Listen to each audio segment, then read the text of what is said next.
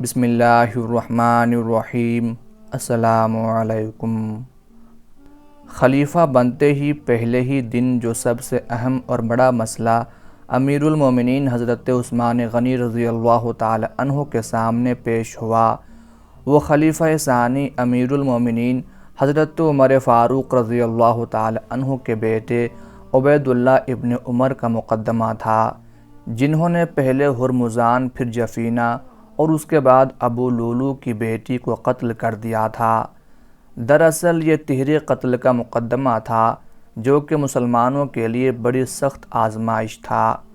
ان تینوں کے قتل کا واقعہ کچھ یوں ہے کہ جب ابو لولو ملعون نے حضرت عمر فاروق رضی اللہ تعالی عنہ کو خنجر کے وار کر کے شدید زخمی کر دیا اور پکڑے جانے کے خوف سے خود اپنی جان بھی اسی خنجر سے لے لی، تو حضرت عمر فاروق رضی اللہ تعالی عنہ کو زخمی حالت میں ایک مکان میں منتقل کر دیا گیا، جہاں آپ زخموں کی تاب نہ لاتے ہوئے تیسرے دن اپنے مالک حقیقی سے جا ملے۔ اس دوران کچھ لوگوں نے بیان کیا کہ کچھ دن پہلے انہوں نے ابو لولو، ہرمزان جو کہ مسلمان تھا اور جفینہ جو کہ عیسائی تھا کو ایک جگہ بیٹھے گفتگو کرتے دیکھا تھا۔ جب وہ ان کے پاس پہنچے تو سب کھڑے ہو گئے اور خنجر ان کے ہاتھ سے گر گیا۔ یہ وہی خنجر تھا جس سے ابو لولو نے حضرت عمر فاروق رضی اللہ تعالی عنہ پر حملہ کیا تھا۔ یہ بات جب عبید اللہ ابن عمر بن خطاب نے سنی تو اپنے والد حضرت عمر رضی اللہ تعالی عنہ کے انتقال کے بعد ننگی تلوار لیے ہوئے نکلے اور ہرمزان تک پہنچ کر اسے قتل کر دیا۔ اس کے بعد وہ جفینہ کے پاس پہنچے اور اسے بھی قتل کر کے اس کی پیشانی پر تلوار کی نوک سے صلیب کا نشان بنا دیا۔ اس کے بعد آپ ابو لولو کے گھر پہنچے اور اس کی بیٹی کو بھی قتل کر ڈالا۔ یہ خبر پورے مدینہ میں آگ کی طرح پھیل گئی۔ حضرت صہیب رضی اللہ تعالی عنہ جو کہ اس وقت نماز پڑھانے پر مامور کیے گئے تھے، آپ نے فوراً مداخلت کی اور لوگوں کو بھیجا تاکہ عبید اللہ ابن عمر بن خطاب کو مسلمانوں کے قتل سے روکا جا سکے۔ چنانچہ حضرت سعد بن ابی وقاص رضی اللہ تعالی عنہ وہاں پہنچے اور ان سے تلوار چھین لی اور انہیں قید کر لیا گیا تاکہ انہیں خلیفہ وقت کے سامنے پیش کیا جا سکے کہ وہی ان کے بارے کوئی فیصلہ کریں گے۔ دوسری طرف امیر المومنین حضرت عثمان غنی رضی اللہ تعالی عنہ اور صحابہ کرام بشمول امیر المومنین حضرت علی رضی اللہ تعالی عنہ بیعت کے معاملے میں مصروف تھے۔ جیسے ہی حضرت عثمان غنی رضی اللہ تعالی عنہ نے بیعت کے معاملے سے فرصت پائی تو ان صحابہ کرام کو اپنے پاس مشاورت کے لیے بلا لیا جو عبید اللہ ابن عمر کے اس عمل پر بات کرنے آئے تھے۔ در حقیقت مشاورت اس بات کے لیے تھی کہ عبید اللہ ابن عمر بن خطاب نے خود ہی انتقام لیا اور وہ بھی بلا دلیل انہوں نے ناحق ایک مسلمان اور دو ذمیوں کا خون بہایا ہے، اور اب یہ قاتلوں کی لائن میں کھڑے ہیں اور اب ان کے متعلق کیا فیصلہ کیا جائے۔ دوستو، یہاں جید صحابہ کرام رضی اللہ عنہم دو حصوں میں تقسیم ہو گئے تھے اور دونوں طبقوں نے امیر المومنین کے سامنے اپنی اپنی رائے رکھ دی تھی۔ فقہا اور اہل بصیرت نے کہ جن میں امیر المومنین حضرت علی رضی اللہ تعالی عنہ بھی شامل تھے، نے حضرت عمر رضی اللہ تعالی عنہ کے بیٹے سے قصاص لینے کا خیال ظاہر کیا، اس لیے کہ انہوں نے کھلے طور پر اللہ کے ٹھہرائے ہوئے حدود سے تجاوز کیا تھا۔ دوسری جماعت جس میں کہ صحابہ کرام رضی اللہ عنہم کی ایک کثیر تعداد شامل تھی، انہوں نے یہ کہہ کر رائے دی کہ کل عمر رضی اللہ تعالی عنہ کو شہید کیا گیا تھا تو آج کیا ان کے بیٹے کو قصاص میں مار دیا جائے۔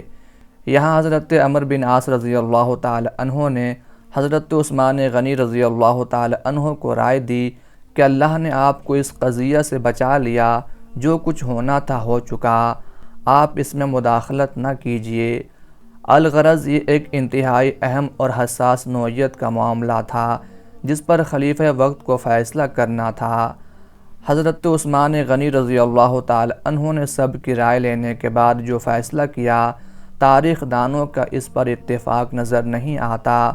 کیونکہ بعضوں کا کہنا ہے کہ آپ نے امیر المومنین حضرت علی رضی اللہ تعالی عنہ کی رائے کے موافق فیصلہ فرمایا اور قصاص کا حکم دیتے ہوئے عبید اللہ ابن عمر بن خطاب کو ہرمزان کے لڑکے کے حوالے کر دیا تھا کہ وہ ان سے اپنے باپ کے خون کا بدلہ لے لے۔ لیکن اس کے برعکس کثیر مورخین کا کہنا ہے کہ حضرت عثمان غنی رضی اللہ تعالی عنہ نے یہ فیصلہ کیا تھا، یعنی آپ نے حکم فرمایا، میں ہرمزان اور دوسرے مقتولین کا ولی ہوں اور میں قاتل یعنی عبید اللہ ابن عمر کو معاف کرتا ہوں اور بیت المال میں رکھے ہوئے اپنے مال سے خون بہا ادا کرتا ہوں۔ محققین کہتے ہیں حضرت عثمان غنی رضی اللہ تعالی عنہ کی طبیعت کے پیش نظر یہی خیال ان کی سیرت سے میل کھاتا ہے، کیونکہ وہ نہیں چاہتے تھے کہ ان کی خلافت کا آغاز ایک قریشی نوجوان یعنی خلیفہ ثانی حضرت عمر فاروق رضی اللہ تعالی عنہ کے بیٹے کے خون سے ہو، لیکن دوسری طرف وہ ایک مسلمان اور دو ذمیوں کے خون سے بھی چشم پوشی نہیں کر سکتے تھے۔ اس لیے انہوں نے ایک طرف تو عبید اللہ ابن عمر کو قتل ہونے سے بچا لیا اور دوسری طرف اپنے مال سے مقتولین کو معاوضہ بھی ادا کر کے خوش کر دیا۔ اگرچہ یہ فیصلہ آپ کے مدبرانہ سیاسی نقطۂ نظر کی عکاسی کرتا ہے، کیونکہ آپ کے اس فیصلے کی وجہ سے نہ صرف خاندان فاروق اعظم بلکہ قبیلہ فاروق اعظم بنو عدی کی دلی تسلی ہوئی، بلکہ وہ خلیفہ وقت کے ساتھ بھی جڑے رہے۔ مگر مسلمانوں کی ایک جماعت حضرت عثمان غنی کے اس فیصلے سے ناخوش تھی اور اسی جماعت میں امیر المومنین حضرت علی رضی اللہ تعالی عنہ بھی تھے۔ یہ بھی کہا جاتا ہے کہ اگر حضرت علی رضی اللہ تعالی عنہ عبید اللہ ابن عمر کو اپنے زمانے خلافت میں پا لیتے تو یقیناً ان پر قصاص کی حد جاری فرما دیتے۔ اب چونکہ حضرت عثمان غنی رضی اللہ تعالی عنہ خلیفہ وقت تھے اور مسلمانوں کے معاملات کے والی تھے، تو والی ہونے کی حیثیت سے آپ کو یہ حق حاصل تھا کہ آپ معاف فرما دیتے، جو آپ نے بخوبی کیا اور اپنے مال سے دیت ادا کر کے معاملہ رفع دفع کر دیا۔ بہرحال حضرت عثمان غنی رضی اللہ تعالی عنہ نے خلافت کا استقبال جس سیاسی مسلک سے کیا، اس میں آپ کی تصویر ایک ایسے شخص کی تصویر نظر آتی ہے جو رحم دلی اور نرم طبیعت کا ہے،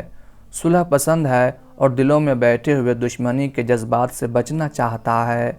خصوصاً رنجش کے وہ جذبات جو ممتاز مہاجرین اور ان کے اولاد کے دلوں میں پنہاں تھے۔